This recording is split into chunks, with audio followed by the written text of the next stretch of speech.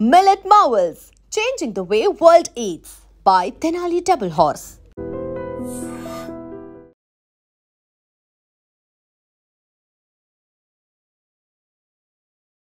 ప్రస్తుతం మన ముందు సహస్ర ఇంటి దగ్గర నిన్న రాత్రి ఎప్పుడైతే సహస్రకి సంబంధించిన మర్డర్ నిందితుడు ఎవరైతే ఉన్నారో ఈ పక్కింట్లోనే ఉంటాడు అని తెలిసిన తర్వాత అసలు అందరూ షాక్. ఎందుకంటే ఆ బాలుడు కూడా మైనరే అండ్ జస్ట్ కూతబయట దూరంలోనే ఆ బాబు చదివే స్కూల్ కూడా ఉంది. అండ్ సహస్రాన్ని మర్డర్ చేసిన తర్వాత ఏమీ ఎరగనట్టు ఏమీ కానట్టు మర్డర్ చేసి ఇదే గల్లీలో మిగతా ఈ గల్లీలో ఉన్నటువంటి పిల్లలందరితోని ఆడుకున్నటువంటి పరిస్థితి. సో ఈ సాయి 10వ తరగతి చదువుతున్న విద్యార్థి సాయి మానసిక పరిస్థితి ఏంది, అసలు ఇంత పెద్ద క్రైమ్ చేసి కూడా ఏమీ జరగనట్టు ఏమీ ఎరగనట్టు ఎట్లా ఉండగలుగుతున్నాడు ఏంది అనేది కూడా అర్థం కాని సిచ్యువేషన్. సహస్ర నివసించే ఇల్లు ఇది మనందరికీ తెలుసు. గత 5-6 రోజుల నుంచి కూడా కవర్ చేస్తూ ఉన్నాం కాబట్టి ఈ ఇంట్లో నుంచే బాబు గేట్ నుంచి వెళ్ళాడా లేదా, అసలు ఎవరు కనిపించట్లేదు, ఏం జరిగింది ఏంటి అనేది పెద్ద ఎత్తున చర్చ జరిగింది. కానీ అసలు ఇందులో నుంచి ఎందుకు వెళ్తాడు, ఇందులో నుంచి అసలు వెళ్ళలేదు కాబట్టి ఎక్కడ కూడా సీసీ కెమెరాలో రికార్డ్ కాలేదు. ఇప్పుడు ఈ ఇల్లు సాయి నివాసం ఉండే ఇల్లు ఇది. నిన్నటి నుంచి కూడా మనకు తెలుసు ఈ గ్యాప్ నుంచే ఆ పైనకి దూకి ఆ తర్వాత క్రైమ్ కి పాల్పడినటువంటి సిచ్యువేషన్. ఇక్కడ ట్విస్ట్ ఏంటంటే యాక్చువల్లీ ఈ బిల్డింగ్ లోనే ఆ పక్క పోర్షన్ నుంచే అటు జంప్ చేశాడు. కానీ మర్డర్ చేసిన తర్వాత ఆయన దుస్తులు ఏవైతే ఉంటాయో ఆ దుస్తుల మీద పూర్తిగా రక్తపు మరకలు అవన్నీ ఉండేవి. అవన్నీ కూడా ఇప్పుడు ఈ బాబు సాయి అనే బాబు ఎవరైతే మర్డర్ చేసిండో వాళ్ళ తల్లిదండ్రులకు కూడా తెలుసు. ఎందుకంటే తెలవకుండా ఎట్లుంటది, దుస్తుల మీద పూర్తిగా ఆ పాపని చంపిన తర్వాత రక్తపు మరకలు ఉండే అవన్నీ కూడా చూశారు, అడిగారు బాబుని. వాడు ఇంకా ఒక 2 దెబ్బలు వేసుంటాడు డెఫినెట్లీ. కాసేపట్లో కుకట్పల్లికి సంబంధించిన ఈ ఇన్సిడెంట్ ని డీల్ చేసినటువంటి ఎవరైతే పోలీస్ అఫీషియల్స్ ఉన్నారో వాళ్ళందరూ కూడా గచ్చిబౌలి పిఎస్ లో కంప్లీట్లీ ప్రెస్ మీట్ పెట్టబోతున్నారు. అన్ని విషయాలు బయటకు వస్తాయి సీక్వెన్స్ బై సీక్వెన్స్. ఈ బాలుడు ఏం చేశాడు, ఆ రోజు సహస్ర ఇంట్లో ఉందని అనుకోలేదు. యాక్చువల్లీ అనుకోకుండానే వెళ్ళిండు. మర్డర్ అటెంప్ట్ కోసం అయితే డెఫినెట్లీ కాదు, సహస్రాన్ని చంపుదాము అన్నటువంటిది కూడా మోటివ్ ఏం లేదు.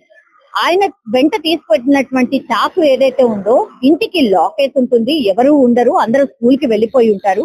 కాబట్టి ఆ ఇంట్లో ఉన్నటువంటి బ్యాట్ ఈ సహస్ర వాళ్ళ తమ్ముడు దగ్గర ఒక ఎంఆర్ఎఫ్ కి సంబంధించిన బ్యాట్ ఉందట. అది కొంత కాస్ట్లీ బ్యాట్. అది చాలా చాలా నచ్చింది సాయికి.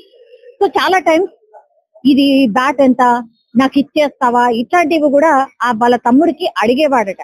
ఎందుకు ఇస్తారు, చిన్నపిల్లలు చాలా చిన్న చిన్న వస్తువులు గా ఉంటారు అండ్ చాలా ఇష్టంతో సహస్ర వాళ్ళ తమ్ముడు ఈ పిల్లగాడు చాలా టైమ్స్ ఆ బ్యాట్ ని తీసుకొని ఆడాడంట. దాని మీద నేను ఎట్లయినా కొనుక్కోవాలి, లేదంటే ఆ బ్యాట్ ని తీసుకోవాలి అన్నటువంటి మోటివ్తోనే ఇదంతా కూడా జరిగింది.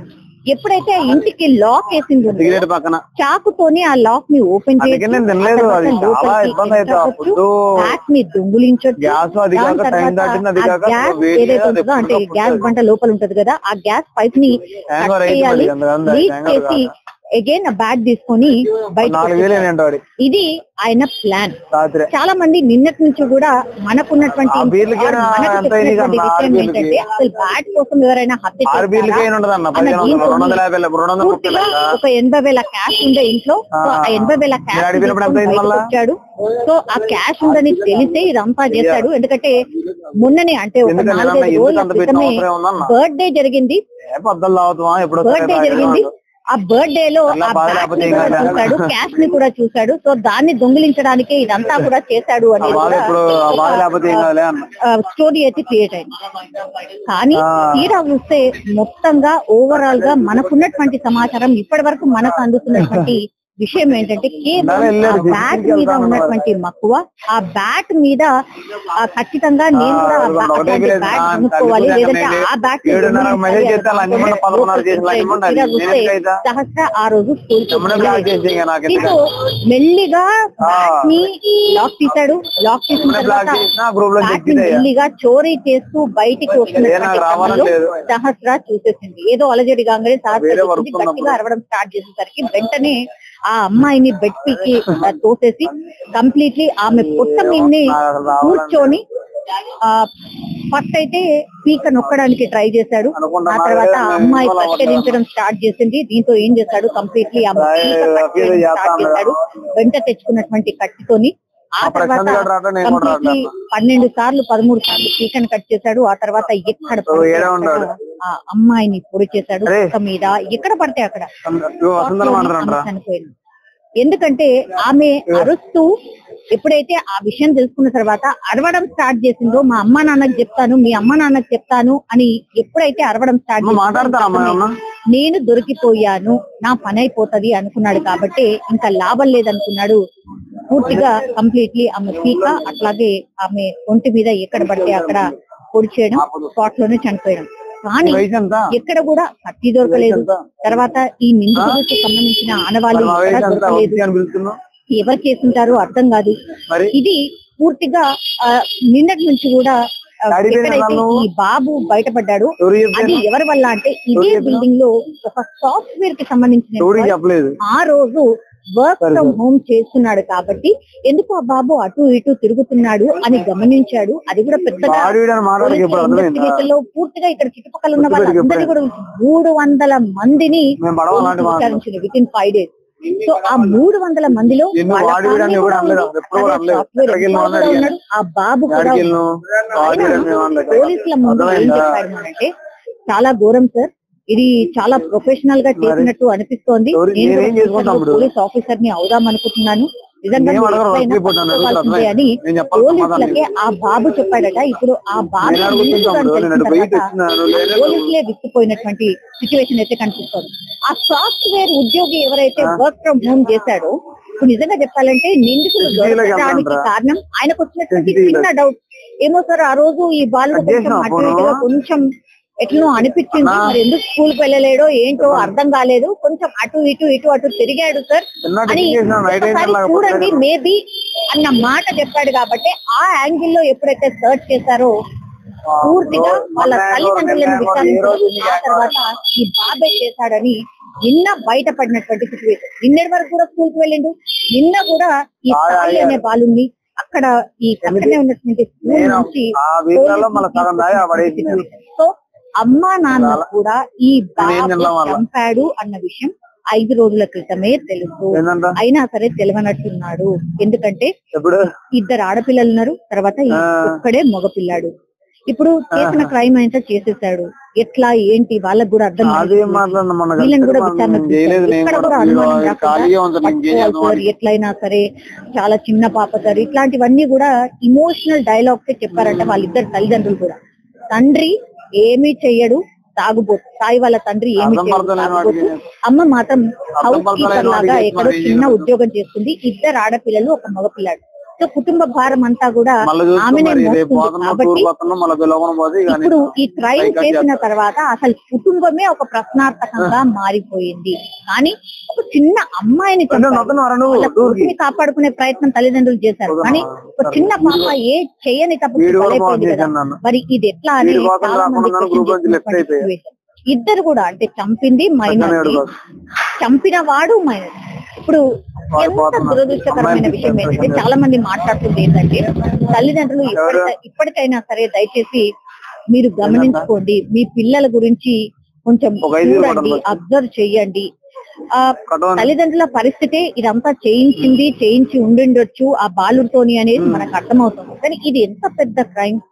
అయినా 3 రోజుల నుంచి ఆ పిల్లాడు 3 రోజుల నుంచి ఓటీటీ ప్లాట్ఫామ్, యూట్యూబ్ ఇవన్నిటిని కూడా సర్చ్ చేసి లోపలికి ఎట్లా ఎంటర్ కావాలి, లోపల వస్తువుని ఎట్లా దొంగిలించాలి, ఆర్ మనీని ఎట్లా దొంగిలించాలి, ఇవన్నీ చూసి అబ్జర్వ్ చేసి దేని తర్వాత ఏది చెయ్యాలి అని ఒక పేపర్ మీద రాసుకొని ఇంప్లిమెంట్ చేశారు. దానికి ఒక పేరు కూడా పెట్టుకున్నాడు. ఇదంతా చూసిన తర్వాత అసలు ఇంత ఫోకస్డ్ గా ఒక 10వ తరగతి పిల్లాడు ఇంత పెద్ద క్రైమ్ చేయగలిగిండు, ఆ తర్వాత అంత నార్మల్ గా ఎట్లా ఉండగలిగిండు అనేది ఇప్పుడు అతిపెద్ద ప్రశ్న. సో చాలా చిక్కుమిళ్ళు అయితే ఇప్పుడైతే ఇప్పుడు గచ్చిబౌలి పిఎస్ లో చెప్పేటటువంటి ప్రెస్ మీట్ లో పోలీసులు ఇంకేం విషయాలు బయటకు చెప్పబోతున్నారు, ఇంకా ఎగ్జాక్ట్లీ ఏం జరిగి ఉండొచ్చు, ఇవన్నీ కూడా మనకు వస్తున్నటువంటి లీడ్స్ ఆర్ సోర్స్ ద్వారానే మనం చెప్పే ప్రయత్నం చేస్తున్నాం. అమ్మా వీడొక చిన్న పిల్లని చంపేసిండ్రు అని తెలుసు కదా గత 5 రోజుల క్రితం. అట్లాగే చంపినైనా కూడా 10వ తరగతి చదివేటైనా అని తెలిసింది కదా. ఏమంటే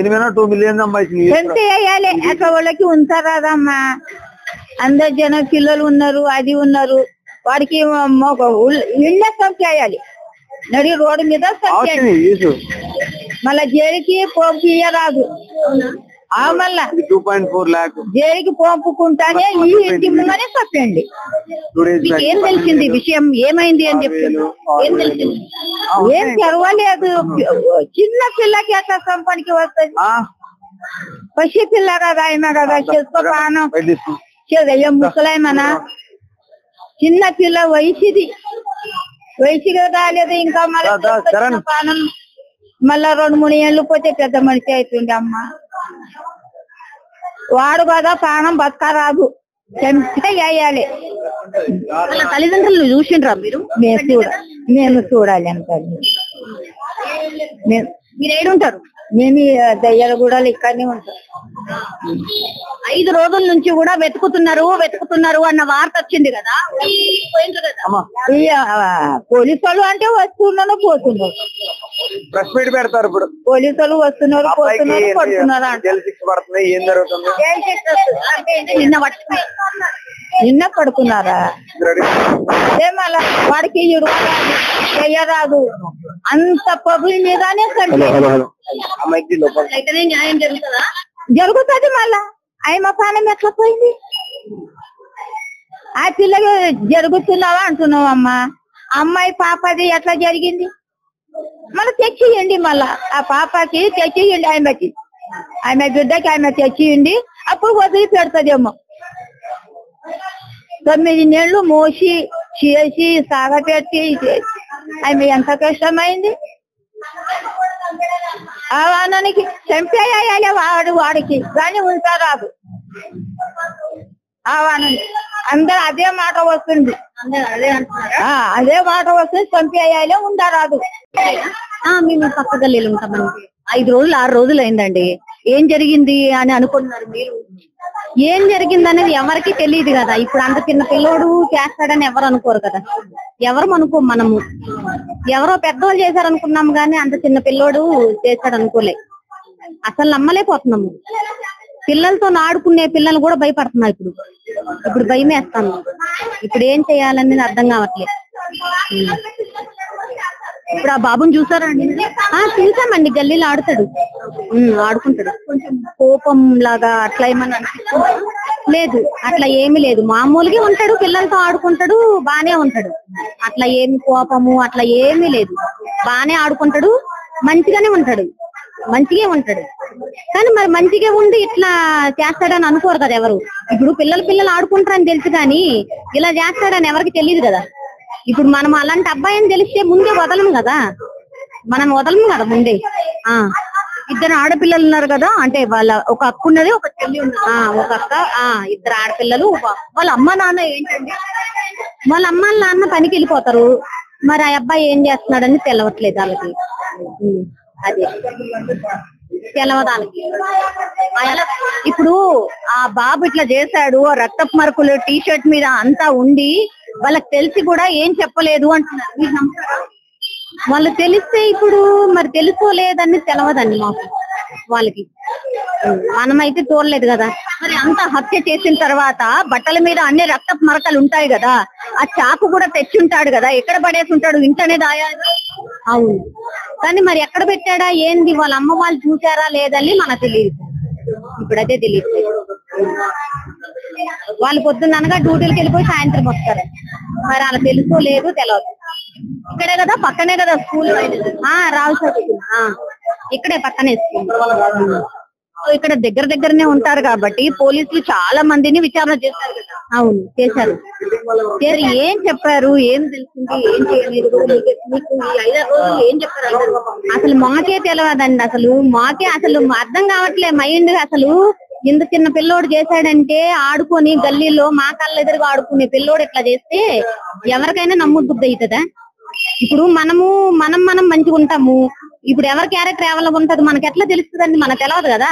ఇప్పుడు మీ మనసులో ఏముంటదో నా మనసులో ఏముంటదో కూడా తెలియదు. అట్లా మంచిగా ఉంటాం మనం ఫ్రెండ్స్ లెక్క. ఇప్పుడు ఇట్లా చేశారంటే నమ్మలేకపోతున్నాను నేనైతే. 2 పిల్లలు ఏ స్కూల్ మా పిల్లలు పల్లవి మోడల్. ఏమంటున్నారండి పిల్లలు కూడా ఇన్సిడెంట్ గురించి తెలిసింది కానీ ఇప్పుడు భయం పుడుతుంది మాకు. పిల్లల్ని ఇంట్లో వదిలి వెళ్ళాలంటే భయం పుడుతుంది. అది ఇప్పుడు డ్యూటీలు కూడా మానుకొని నేను కూడా ఇంట్లో ఉండాల్సి వస్తుంది. ఇప్పుడు అదే పరిస్థితి.